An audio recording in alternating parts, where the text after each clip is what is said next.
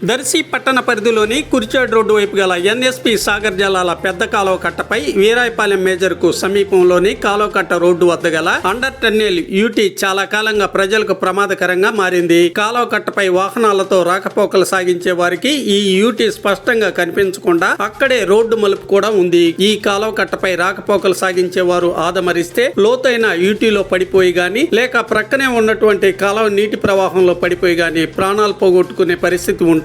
సంబంధిత అధికారులు స్పందించి యూటీ వద్ద రోడ్డు ఎడల్పు చేయాల్సిన ఆవశ్యకత ఎంతైనా ఉంది.